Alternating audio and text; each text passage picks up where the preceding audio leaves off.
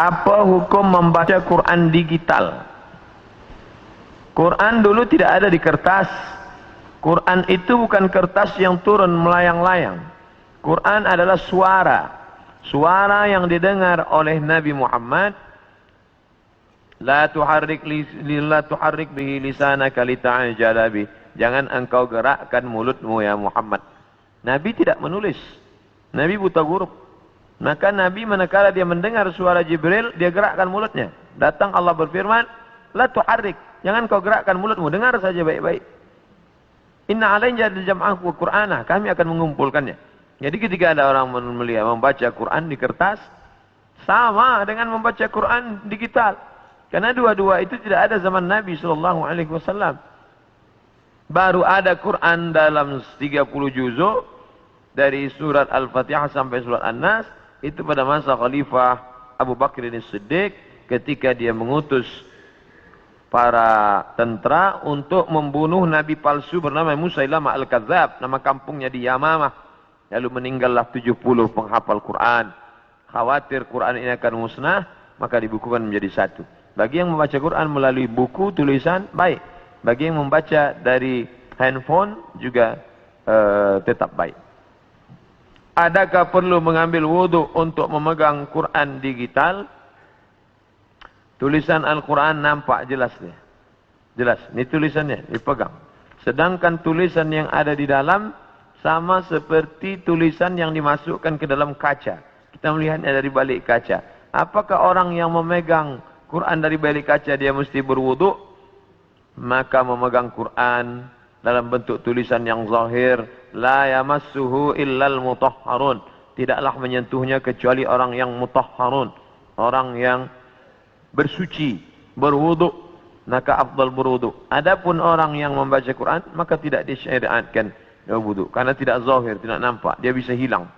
Dia bisa hilang.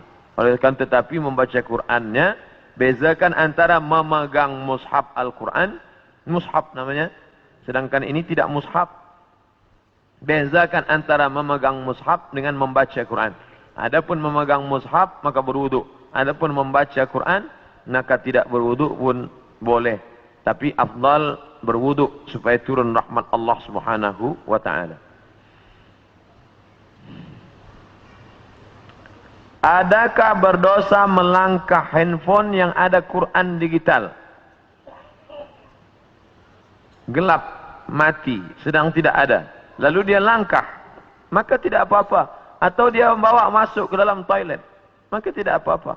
Tapi manakala dia sedang ada, nyata, tampak, ada tulisannya, maka dia tak boleh langkah. Dia boleh dia letak di lantai, tak boleh dia hinakan, tak boleh dia caci maki, tak boleh dia bawa masuk ke dalam. Maka kalau dia sedang ada tulisan, bisa boleh dibaca. Alif lam mim dzalikal kitabul la raiba fih. Dia bawa masuk ke dalam, haram. Karena tampak. Tapi manakala dia sedang off, gelap, tak ada, maka boleh dia bawa masuk ke dalam. Sama seperti kita membawa otak kita ke dalam toilet. Memang di dalam ini tidak ada Quran 30 juzuk, tapi juzuk 30 insyaAllah ada dalam. Tidak mungkin kita masuk ke dalam, kepala kita tinggalkan. Otak kita tinggalkan. Yang tidak boleh itu kita keluarkan isinya, masa di dalam. Masa kita di dalam, kita keluarkan isinya. Bismillahirrahmanirrahim. Nah, itu baru tak boleh. Begitu juga dengan rakaman-rakaman MP3 yang ada di dalam. Dia sedang off, boleh. Tapi manakala dia sedang berbunyi, bersuara, bergambar, maka tidak boleh. Bagaimana Islam disebarkan dengan kekerasan? Benarkah Islam disebarkan dengan kekerasan perang? Seandainya Islam itu disebarkan dengan perang, maka tidak akan ada Amitabh Bachchan, Sanjay Dutt di India. Kerana Islam dulu punya kekuasaan. Seandainya Islam disebarkan dengan perang, maka tidak akan ada Sping, tidak akan ada Kristen Ortodok di Kaherah. Itu padahal Islam berkuasa di sana. Itu menunjukkan Islam datang menebarkan kerahmatan, kasih sayang. Tidak ada satupun yang terusik. Tidak ada telinga yang dipotong.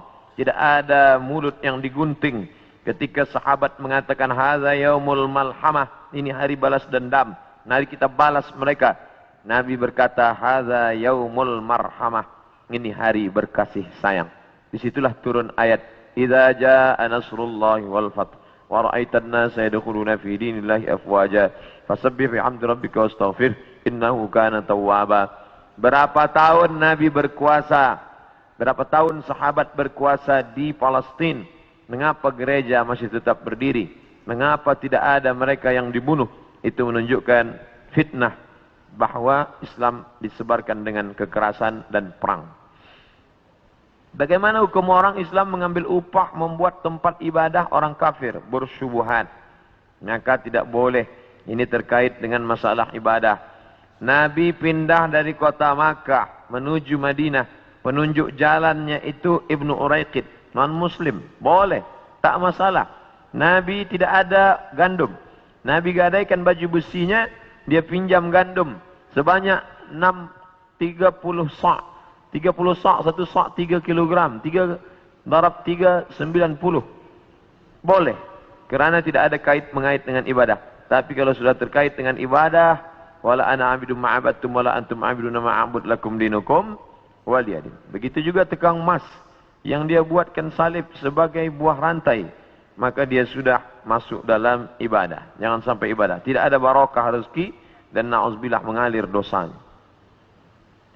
Apa hukum bekerja di bank konvensional?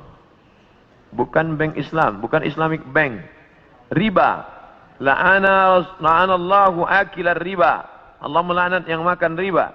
Wa mukilahu, orang yang diberi makan riba. Wa katibahu, pegawai kaki tangan yang menulis mencatatnya. Wa syahidaihi, 2 orang yang menjadi saksinya. Kulluhum sawa, mereka itu hukumnya sama semua. Bolehkah guna hadis Rasul untuk promosi perubatan Islam? Boleh. Al-Bazinja, boleh dia baca Habbatus Sauda sifaun mungkil lidah. Bagi yang jual Habbatus Sauda, lalu dia tulis besar-besar, Habbatus Sauda sifaun min kulli da. Habbatus Sauda obat dari segala macam penyakit. Boleh. Hijamah, bekam, pengobatan cara Nabi SAW. Bahkan ada satu kitab khusus, Tib Nabawi, pengobatan cara Nabi. Boleh. Tapi tak boleh dia tulis Al-Bazinjan syifaun min kulli da. Terong obat dari segala macam penyakit. Hadis palsu. Siapa yang membuat? Tukang jual terong. Ya halak. Bolehkah ambil upah daripada perkhidmatan ini? Boleh. Mana dalilnya? Ketika sahabat Nabi datang berjumpa dengan Nabi, ya Rasulullah, ya, kami baru saja musafir. Terus dalam masa musafir itu ada kepala suku yang dia sakit. Dia panggil kami untuk bacakan doa, lalu saya bacakan Fatihah. Saya bacakan Fatihah, dia sembuh dari penyakitnya, dia bagi kami 30 ekor kambing. Mereka bawa 30 ekor kambing itu ke Madinah, mereka ceritakan ke Nabi dan Nabi membenarkan.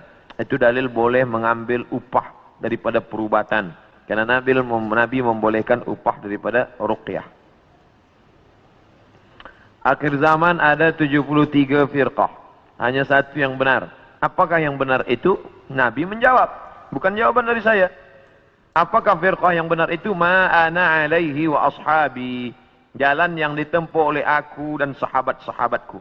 Apa itu? Ahlus sunnah wal jamaah. Jalan yang ditempuh oleh aku, Nabi. Wa ashabi dan sahabat-sahabatku. Kita alhamdulillah masih menempuh jalan yang ditempuh oleh Nabi dan sahabat-sahabat Nabi. Ini jalan Nabi, ini jalan sahabat Nabi, ini jalan kita.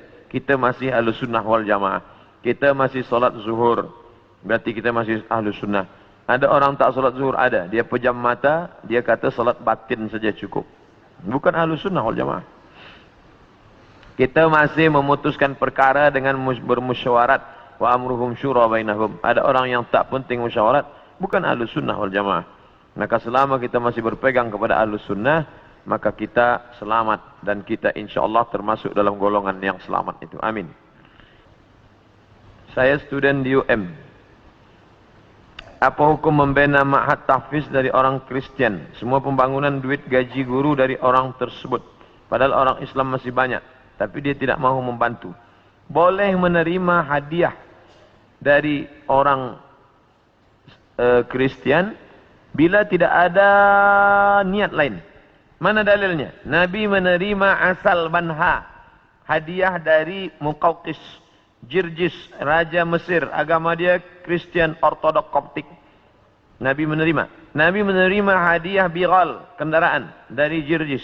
Nabi menerima kain putih dari Jirjis. Itu dalil boleh menerima. Tapi hari ini orang memberi tentu ada niat di balik itu. Tidak ada ketulusan. Tidak ada. Pasti ada urusan lain. Pasti ada. Satu masa dia akan bangkit balik. Oleh sebab itu berhati-hati menerima hadiah. Bagaimana tafsiran dari ayat al-fitnatu asyaddu minal qatl? Siksa lebih keras daripada pembunuhan. Itu maknanya. Al-fitnah di sini bukan tohmah, bukan tuduhan tanpa bukti, tapi makna fitnah di sini adalah siksa. Siksaan, tuduhan, caci maki, hamun, sumpah serapah lebih menyakitkan daripada pembunuhan. Sebab kalau orang dibunuh sekali mati, tapi manakala dia dibakar, disiksa, dirajam, dicambuk, maka lebih menyakitkan daripada pembunuhan. Tidak benar orang berdalil mengatakan al-fitnatu asyaddu minal qatl. Tuduhan engkau kepada aku lebih menyakitkan daripada kematian. Apakah ada wali kutub itu? Konsep tentang wali kutub ini dari Ibnu Arabi. Kata dia ada imaman, ada satu wali induk, wali kutub. Lalu di bawah itu ada imaman, 2 imam. Lalu di bawah itu ada lagi 4 wali. Lalu selepas itu ada najabah, ada nuqabah. Ada 40, ada 300. Satu wali, 2 imaman, ada wali 4, ada wali 40, ada wali 300. Wallahu a'lam bishawab. Jika semasa haid, bolehkah belajar mengaji Iqra? Boleh. Kerana Iqra bukan Al-Quran. 4 mazhab sepakat. Mazhab Hanafi, mazhab Maliki, mazhab Syafi'i, mazhab Hambali, bahawa perempuan haid tidak boleh membaca Al-Quran. Tapi ada pengecualian. Mazhab Maliki boleh membaca Quran bila perempuan itu mengulangi hafazan. Dia hafaz Quran, satu hari dia ulang 2 juzuk, tapi dia baca dalam hati. Dia diam saja, dia baca dalam hati. Boleh. Yang kedua, menurut mazhab Hambali, bila dia guru agama, tapi dia baca putus-putus. Innallaha la yastahi ayyadriba mathalamma da'udatan fama fawqaha, maka boleh. Suami rajin dengan ceramah tapi tidak salat. Mungkin dia baru nak belajar sembahyang. Man taraka salata muta'ammidan, sesiapa sahaja yang meninggalkan salat secara sengaja, faqad kafara jihara, maka kafirlah dia secara nyata. Inna awwala ma yuhasabu bihi al-'abdu yaumal qiyamah, yang pertama kali yang akan dihisab nanti pada hari kiamat salatuhu, sembahyang.